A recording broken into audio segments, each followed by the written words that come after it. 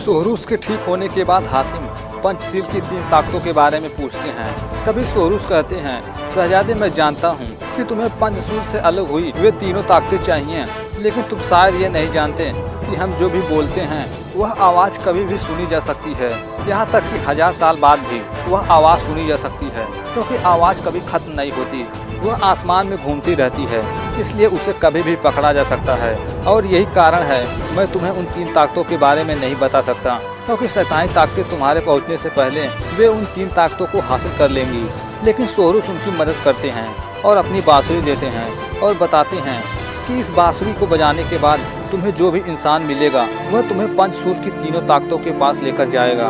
उसके बाद वे दोनों वहाँ से चले जाते हैं। उसके बाद हातिम शहजादी मुस्कान से विदा लेकर वहाँ से निकल जाते हैं। वहीं दूसरी तरफ हातिम और होबो जंगल के रास्ते आगे बढ़ रहे होते हैं। जंगल में काफी समय चलने के बाद हातिम किसी स्थान पर रुकते हैं।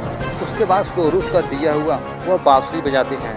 हातिम बांसुरी काफी समय बजाते हैं, लेकिन उन्हें कोई भी इंसान दूर दूर तक नहीं नजर आ रहा था। तभी अचानक होबो को कोई पेड़ के पीछे छुपा दिखाई देता है और वह होबो को बुलाता है। उसके बुलाने के बाद होबो उसके पास जाते हैं। तभी अचानक होबो देखकर दंग हो जाता है, क्योंकि वह कोई इंसान नहीं बल्कि इंसान का हाथ होता है। तभी होबो भागकर हातिम के पास आते हैं और हातिम को बताते हैं, हातिम वहाँ कोई तो था।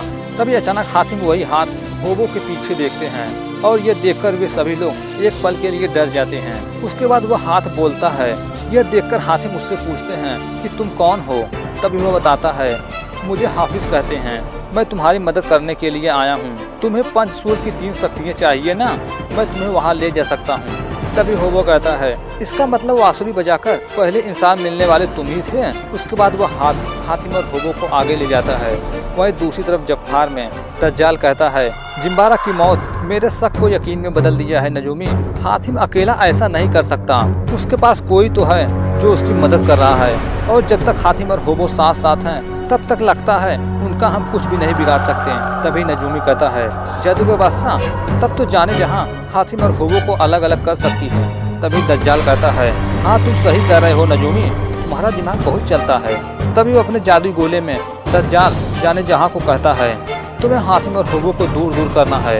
वहीं दूसरी तरफ वह हातिम को आगे ले जाकर किसी कुएं के पास रोकता है और वह हातिम को बताता है, यही कुआं है जो तुम्हें आगे का रास्ता दिखाएगा। तभी हातिम उस कुएं में देखते हैं तो पाते हैं कि उस कुएं में धधकती हुई आग होती है, जिसके बीच एक किताब होती है। तभी वह हाथ बताता है कि हम इसी किताब के लिए यहाँ आए हैं। तभी हातिम उस किताब को लाने के लिए उस धधकती हुई आग के कुएं में जाते हैं। कुएं में बनी सीढ़ियों की मदद से हातिम एक एक करके सीढ़ियों से नीचे उतरते हैं। तभी हातिम जैसे तैसे करके उस किताब तक पहुंच जाते हैं। तभी हातिम जैसे ही उस किताब के पन्ने को खोलते हैं कि अचानक उनके चारों ओर धधकती हुई आग गायब हो जाती है। उसके बाद हातिम एक एक करके सभी पन्नों को खोलते हैं, लेकिन उस पन्नों में कुछ भी नहीं लिखा होता। वे पन्ने बिल्कुल खाली होते हैं। तभी हातिम हाफिज से पूछते हैं कि इस किताब के सभी पन्ने खाली हैं। तभी हाफिज कहता है, तुम सवाल तो पूछो शहजादे, जवाब किताब के पन्नों में लिखा आ जाएगा। तभी हातिम पूछते हैं, ए मुकद्दर किताब बताओ, सूल की 3 ताकतें कहाँ हैं। तभी वह किताब बताता है, हातिम तुम बर्किस्तान जाओ, जहाँ के टापू में पंचशूल की खोई हुई शक्तियाँ मिलेगी, लेकिन टापू की तरफ जाते हुए पीछे मुड़कर मत देखना। उसके बाद हातिम कुएं के बाहर आते हैं। तभी हाफिज बर्किस्तान जाने के लिए उन्हें एक कालीन देता है। उसके बाद हातिम और होबो उस पर बैठकर बर्किस्तान की तरफ निकल पड़ते हैं। काफी समय तक सफर तय करने के बाद वे बर्किस्तान के जमी पर उतरते हैं। उसके बाद उनके सामने एक खूबसूरत सी नदी होती है और उस नदी के किनारे पंचशूल की 3 ताकतें होती हैं। उसके बाद हातिम को नदी पार करके उसे हासिल करना होता है। तभी हातिम उस नदी में प्रवेश करते हैं। हातिम के अंदर जाने के बाद होबो को कुछ आवाजें सुनाई देती हैं कि होबो जरा मुड़कर तो देखो होबो। तभी हाफिज होबो को पीछे मुड़ने से मना करता है और कहता है, किताब ने कहा था ना, याद रखना, तालाब की ओर जाते वक्त पीछे मुड़कर मत देखना, पीछे तो मुड़कर बिल्कुल मत देखना। तभी अचानक फिर से वही आवाज होबो को सुनाई देती है। वहीं दूसरी तरफ हातिम नदी में उस पंचशूल की 3 ताकतों की तरफ जा रहे होते हैं और कुछ ही समय में हातिम उस 3 ताकतों के पास पहुंच जाते हैं। वहीं दूसरी तरफ होबो को कोई बार बार पीछे देखने को कहता है, लेकिन होबो सब्र नहीं कर पाते और पीछे मुड़कर देख लेते हैं। वहीं दूसरी तरफ हातिम जैसे उन शक्तियों को हासिल करने की कोशिश करते हैं, वैसे वे तीनों शक्तियाँ वहाँ से गायब हो जाती हैं। तभी अचानक होबो की गलती की वजह से होबो धीरे धीरे करके बिल्कुल छोटा हो जाता है और हातिम को भी पंचशूल की तीनों ताकतें नहीं मिलती। तभी हातिम भागकर होबो के पास आते हैं तो वे पाते हैं कि होबो का कद बिल्कुल छोटा हो चुका होता है। तभी हाफिज बताता है, मेरे बार बार मना करने के बाद भी होबो पीछे मुड़कर देख लिया। तभी होबो कहता है, हाफिज मैं तुम्हारे सामने हाथ जोड़ता हूँ, मुझसे गलती हो गई, यह गलती दोबारा नहीं होगी, बस मुझे एक बार पहले जैसा बना दो। तभी अचानक उस नदी में आवाज आती है और वो बताता है, तुम्हें फिर से होबो बनने के लिए यही एक रात बची हुई है। अगर हातिम कल सुबह का सूरज उगने से पहले तुम्हें फिर से होबो नहीं बना सका तो तुम सूरज की पहली किरण छूते ही सिकुड़ना शुरू हो जाओगे होबो और धीरे धीरे पना हो जाओगे, तुम्हारा नामो निशान मिट जाएगा। तभी हातिम कहते हैं, हाफिज हमें होबो को ठीक करने के लिए पंचशील की तीनों ताकतें हासिल करनी होगी, क्या आप हमारी मदद कर सकते हैं? तभी हाफिज कहता है, हातिम उसके लिए पहले तुम्हें जमालिस्तान जाना होगा और बताता है जमालिस्तान में शहजादी मेहरा है और हातिम तुम्हें सूली पाने के लिए शहजादी मेहराब को मलिकाए हयात के कैद से उन्हें छुड़ाना होगा। तभी अचानक वहाँ एक तूफान उत्पन्न होने लगता है और उस तूफान में हातिम और होबो फंसते जा रहे थे। तभी देखते देखते वह तूफान हातिम और होबो को उड़ाकर किसी दूसरी जगह पर ले जाकर पटक देता है और यह सब कुछ दज्जाल भी देख रहा होता है और वह जाने जहाँ से कहता है, बहुत खूब जाने जहाँ, बहुत खूब, तुमने हातिम को ले जाकर एक ऐसी जगह भेज दिया है जहाँ न अकल काम करेगी और न ही उसकी ताकत। वह दुनिया बिल्कुल सूखी दुनिया है, वहाँ रहकर हातिम शायद अपनी अकल खो बैठे और वह बेवकूफ़ों से मिलकर हमेशा हमेशा के लिए बेवकूफ़ बन जाए। वहीं दूसरी तरफ हातिम उस अजीब सी दुनिया में काफ़ी समय तक चलते हैं। तभी अचानक उनके सामने कोई बकरी लेकर बैठा होता है और वह एक ही बात कह रहा होता है, खोल दो, खोल दो। तभी हातिम उसके पास जाते हैं और उसके बकरी के रस्सी को खूंटे से छोड़ देते हैं, जिससे वो बकरी वहाँ से भाग जाती है। तभी अचानक उस बकरी की मालकिन आती है और वह चिल्ला रही होती है कि अरे मेरी बकरी कहाँ गई, मेरी बकरी कहाँ गई। तभी हातिम कहते हैं, फिक्र मत करिए माँ जी, उसे मैंने खोल दिया है। बेचारी छूटने के लिए तड़पड़ा रही थी और ये भाई साहब भी कह रहे थे, खोल दो, खोल दो। तभी वह बुढ़िया कहती है, अरे ये तो अपने पैजामे की नाड़ी की गांठ छोड़ने के लिए कह रहा था, जो एक हफ्ते से अभी तक नहीं कोई खोल पाया। तभी वह बुढ़िया कहती है, अब मैं उस बकरी के पीछे कहाँ कहाँ भागूंगी। तभी हातिम कहते हैं, ठीक है, मैं उस बकरी को पकड़ कर ले आता हूँ। और हातिम भागते हुए उस बकरी के पीछे जाते हैं। तभी अचानक वह बकरी किसी दीवार से टकराकर उस दीवार के गिरने से उसके नीचे दबकर मर जाती है। तभी वहाँ उसी सुल्तान का सेनापति आ रहा होता है। तभी वह सेनापति वहाँ आता है और पूछता है कि यह कैसा शोर है, क्या बात है, ये बुढ़िया क्यों रो रही है। तभी बुढ़िया बताती है, सेनापति जी, इस आदमी की वजह से मेरी बकरी मर गई।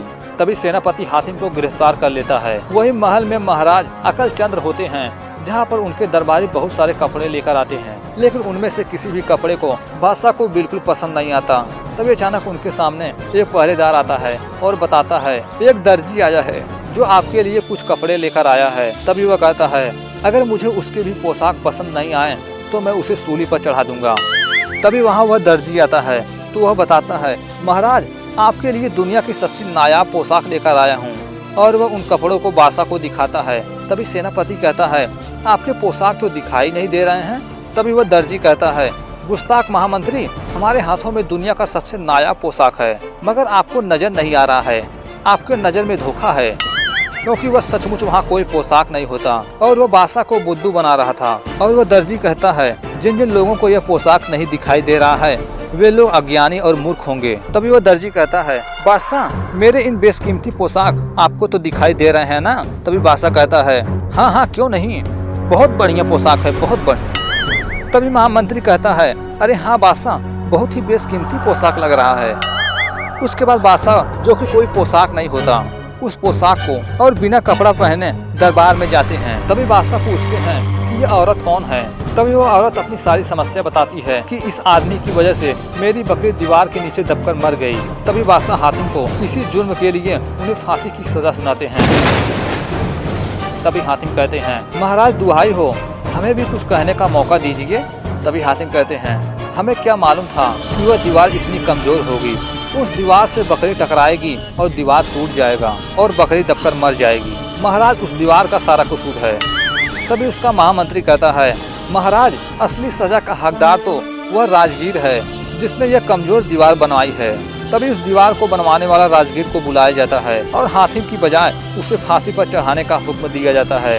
तभी हातिम कहते हैं, मुझे लगता है बादशाह इसमें इसकी भी गलती नहीं है, इसमें गलती उस कच्ची मिट्टी और ईंट की है।